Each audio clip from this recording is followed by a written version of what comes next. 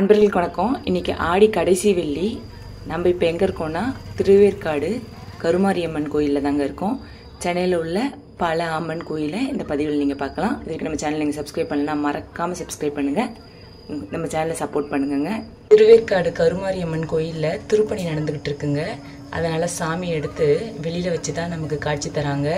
நம்ம மனசார போய் இந்த அம்மன் கிட்ட என்ன வேண்டிட்டு வரோமோ அதை நிச்சயம் நடத்தி கொடுப்பாங்கங்க. முழு பக்தியோட இந்த திருவேற்காடு அம்மனை போய் நம்ம வணங்கிட்டு வந்தோம்னா அத்தனையும் நமக்கு நல்லதாங்க நடக்கும்.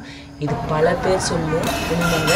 இங்கே போய் மனமுருகி அம்மன் கிட்ட வேண்டிட்டு வந்தால் நடக்காத காரியம் ஒன்றுமே கிடையாதுங்க. எவ்வளோ பேருக்கு திருமணத்தில் இருந்திருக்கு, குழந்தை பாக்கியம் எல்லாம் இருந்திருக்கு.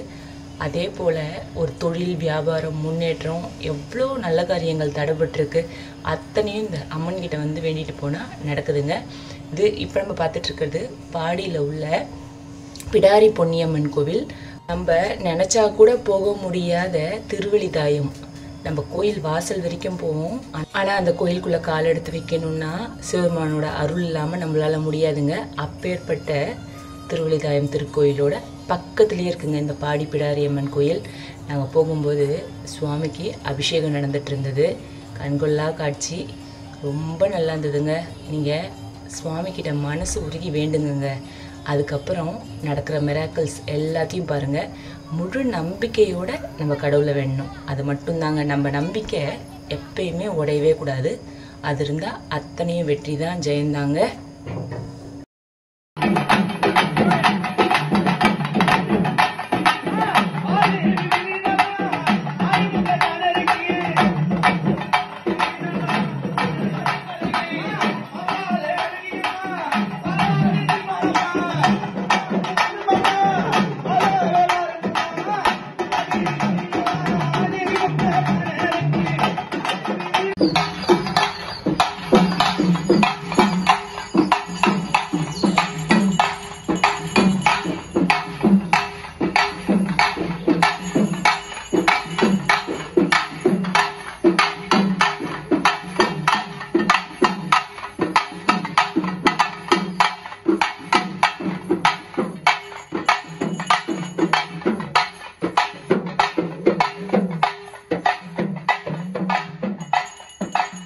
பாகமண்டலாவில் உள்ள வாராகி அம்மன் திருக்கோயிலுங்க. ஆடி மாதம் வாராகி அம்மன் தரிசனம் இல்லைனா எப்படிங்க? இந்த அம்மனை நம்ம கையாலேயே அபிஷேகம் பண்ணலாங்க. நம்ம ஜலம் எடுத்துகிட்டு போய் இந்த 16 அடி அம்மனுக்கு நம்ம கையாலேயே மனசார அம்மனை வேண்டிக்கிட்டு நம்ம கையாலேயே அப்படியே நம்ம அபிஷேகம் பண்ணலாங்க. அப்படியே 16 அடி வாராகி அம்மனை அப்படியே நேராக பார்க்கும்போது அப்படியே நமக்கு புல்லரிச்சு போகுது. கோயில் ரொம்ப அழகாக இருக்குது. வெளியில் கோபுரம் அப்படியே மண்டபங்கள்லாம் பார்க்கும்போது ரொம்ப ப்ளசண்ட்டாக இருக்குது.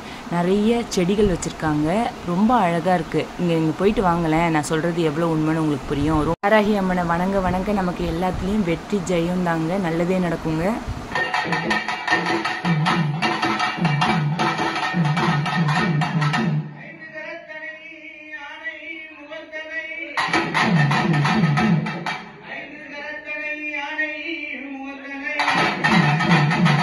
சமயபுரம் எப்படி இருக்கும் சமயபுரம்னு இந்த ஆடி மாதம் சொல்லவே வேண்டாம், உங்களுக்கே தெரியும்.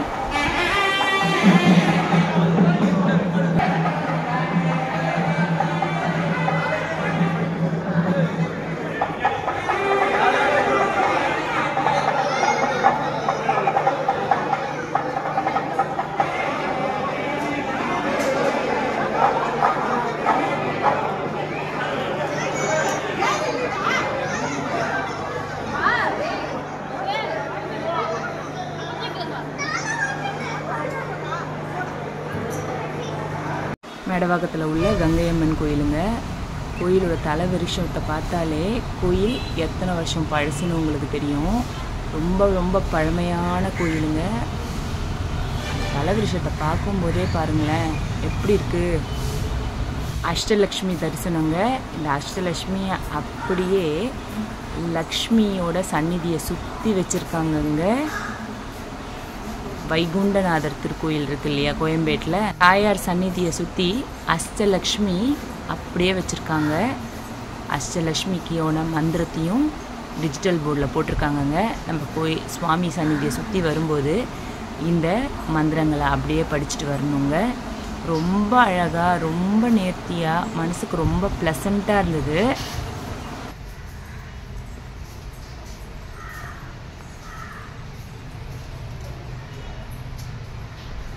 நாகாத்தம்மன் கோயில், ஆடி மாதம் நாகாத்தம்மன் கோயிலுக்கு போய் நம்ம நாகதேவதையை வணங்கிட்டு வந்தோன்னா எல்லாமே ஜெயம் வெற்றி தான். வீட்டுக்கு வீடு வாசப்படின்ற மாதிரி அவங்கவுங்களுக்கு மனசில் ஒரு பிரச்சனை இருக்கும். அத்தனையும் அம்மன் கிட்ட சொன்னோன்னா நம்ம குறைகள் நீங்கி நமக்கு நல்லதே நடக்குங்க. மனசார போய் அம்மனை வேண்டிக்கணுங்க. அதுதான் ரொம்ப ரொம்ப முக்கியம்.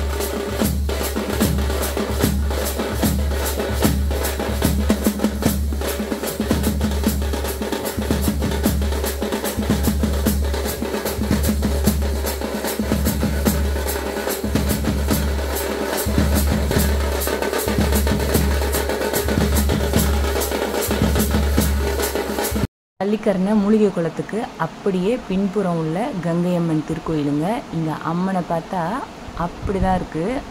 சுவாமியை பார்த்தா பார்த்துக்கிட்டே இருக்கலாம். அப்படியே ஒரு பதுமை உட்காண்டிருக்கு அவ்வளோ இருக்குங்க. இந்த கோயிலே ரொம்ப அழகாக இருக்குது. அப்படியே 7 கன்னிமார்களை கோயிலோட சந்நிதியிலேயே 7 பில்லர்லேயே வச்சுருக்காங்க. நாகதேவதைக்கிட்ட போய் நம்ம மனமுருகி வேண்ட வேண்ட வாழ்க்கையில் அத்தனையும் ஜெயந்தான். இந்த கோயிலில் வடிவுடையம்மன், திருவுடையம்மன், கொடியுடையம்மன் 3 அம்மனும் இந்த கோயிலில் இருக்காங்கங்க. 3 அம்மனோட விசேஷம், அதுவும் ஆடி வெள்ளியில் எப்பேற்பட்ட விசேஷம்னு உங்களுக்கு தெரியும். நம்ம இந்த கோயிலுக்கு போயிட்டு வந்தால் எல்லாரையுமே பார்த்துட்டு வந்துடலாங்க. குடும்ப ஐஸ்வர்யத்துக்காகவும் நம்ம குடும்பத்தில் உள்ள எல்லோரும் நல்லா இருக்கிறதுக்காகவும் எல்லாம் வல்ல இறைவன் நம்ம வணக்கியும் போவோங்க. நல்லதே நடக்கும். நம்பிக்கையோடு செயல்படுவோம். நன்றி, வணக்கம்.